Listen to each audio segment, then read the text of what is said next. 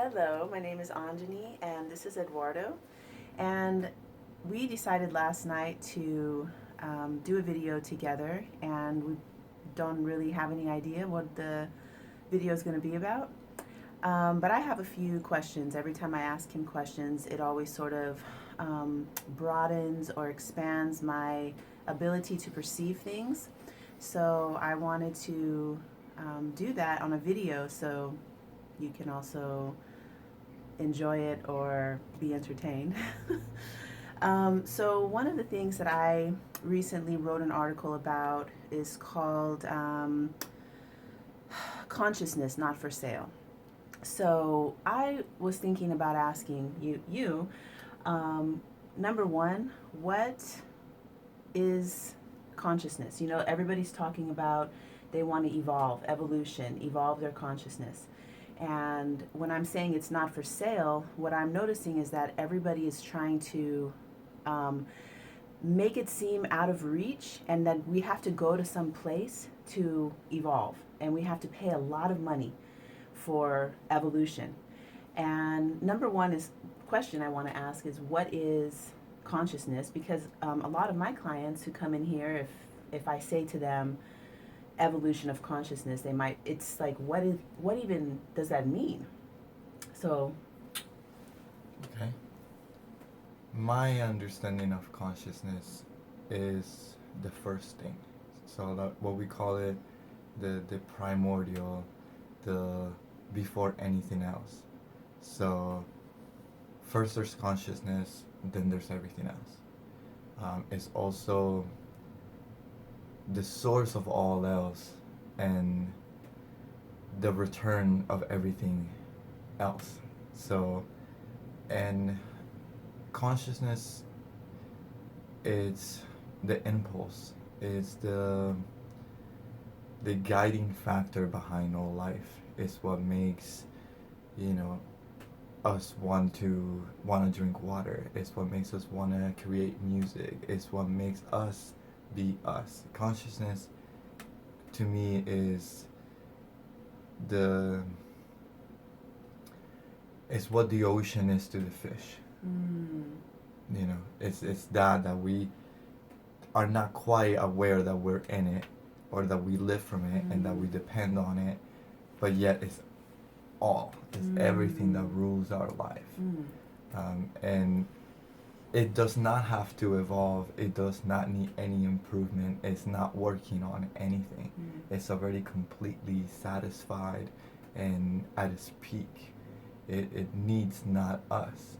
It actually, in my opinion, in my school of thought, it more so created us simply for enjoyment, simply for company, because consciousness is a singularity. It has no opposite. It has no mirror. It's simply everything. So decided the best way that it could spend its time, I guess. Before it after it created time, then it was like, okay, what's the best thing that I can do to go through this time? It's by creating. So what it means to evolve consciousness is simply to evolve our understanding of how we relate to consciousness and how we are inside, through, and as consciousness. Because we are consciousness. Consciousness lives through us, and where we live is consciousness. So it's is that trinity of where you are, what you're doing, and who you are. So last year in the summer, I met a guy who told me, very smart, very scientific, and he told me that we don't have consciousness, that we are in consciousness. So the way that I saw that, and he explained it in this big way, but what you just said, which is that it's running through us.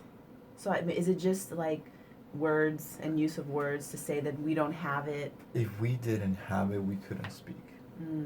If we didn't have it, we couldn't act. When the Creator says we created you in our own image, that's exactly what it's saying. I am consciousness. I am creating you as consciousness. I am giving you your own drop of consciousness. You know, you get to be this conscious. You don't necessarily have it though. You are it. You know, it's not something that belongs. Because if you have something, that means you can take it away, and you cannot. You can only identify with consciousness or or not identify with consciousness. The body occupies, but the other way. Consciousness occupies the body as a vessel to experience itself, and then consciousness returns to its non-physical aspect. But it's not something that you yeah, I don't know if I get it. Yeah.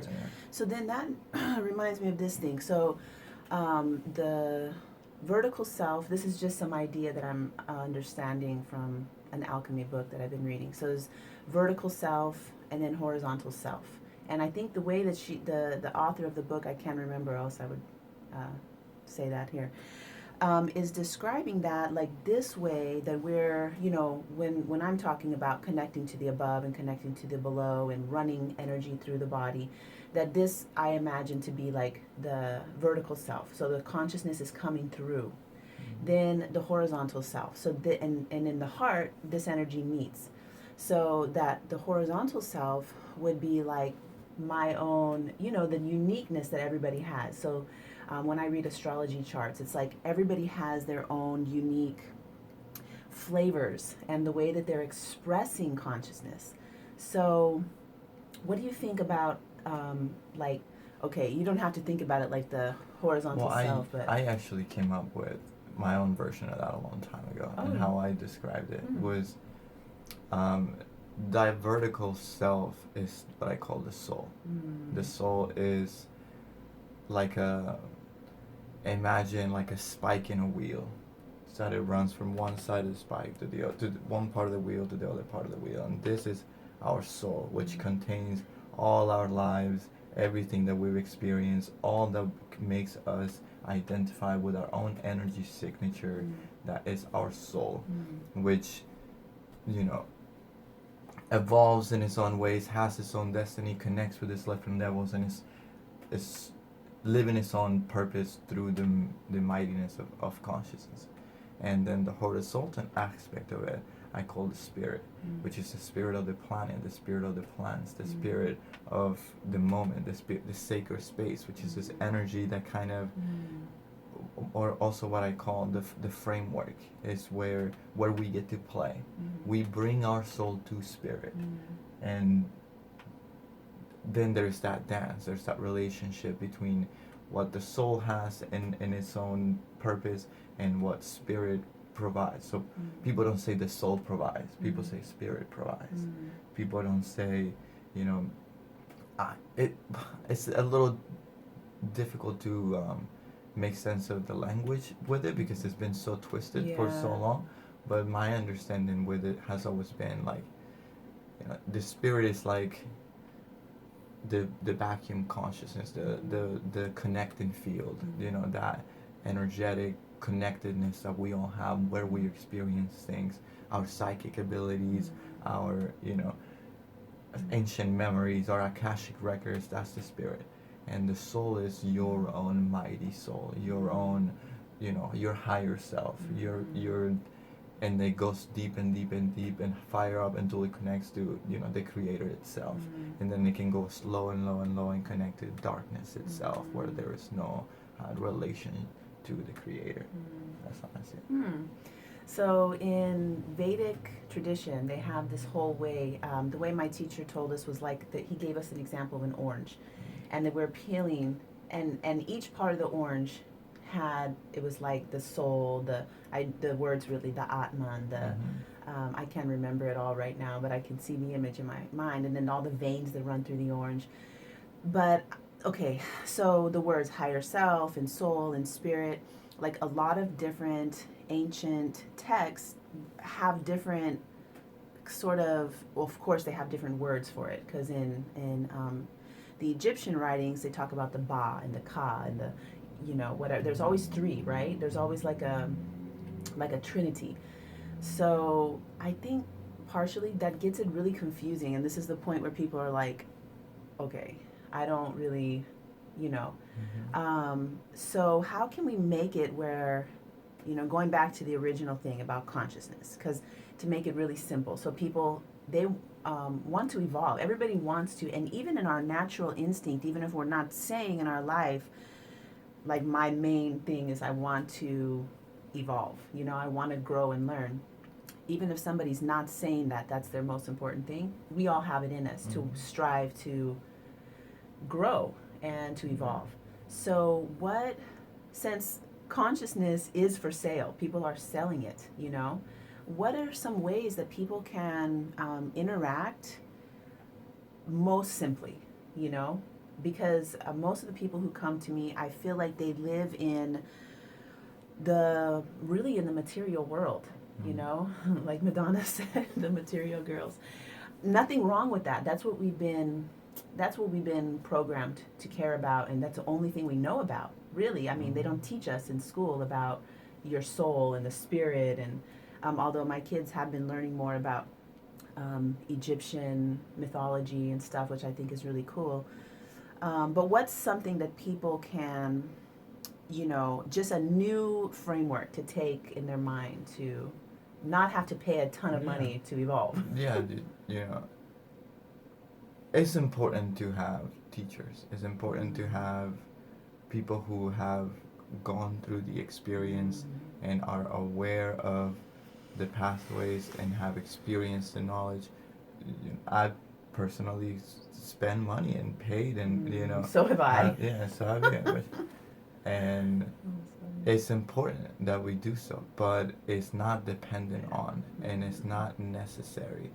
Um, the actual most valuable thing that I could say is something that I learned from somebody else, which is called turning the mind inwards, turning the eyes inwards.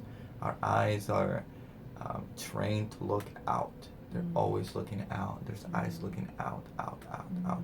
And there is an actual very simple way. Just close your eyes and simply imagine the eyes turning inward into what is inside of you. And you can go through the layers of your brain, you can go deeper into your cells, you can go deeper into the atoms, you can go deeper into the magnetic fields that make the atoms learn how to relate to each other. You can go deeper into the space in which everything vibrates, and then you can go deeper into the consciousness where all of it is. Just as far as you can go out and see the sky and the sun and the moon and the stars and all else. The thing is, there is no border in work. There is no internal border as to how far you can go when you turn the mind inwardly. And nobody has to pay for it. You don't have to learn how to do it. You don't have to get a degree on doing it. You simply just have to sit and repeat to yourself, I'm turning the mind inwards. I'm turning my eyes inward. And just play, discover, go into it. And then sooner or later, there is a guidance that pulls you in, and and it becomes even more appealing than the external eyes, because it's just infinite, and much more magical. Okay, well, that's 13 minutes. I'm going to stop the video here. Thank you so much. That was fantastic. So, yeah, thank you. Please subscribe to the channel. Make any comments, because I personally love to interact with the viewers, and, building relationships. I feel it's really important and wonderful. And we're going to do more videos. So, thank you so much. I look forward to connecting with you soon.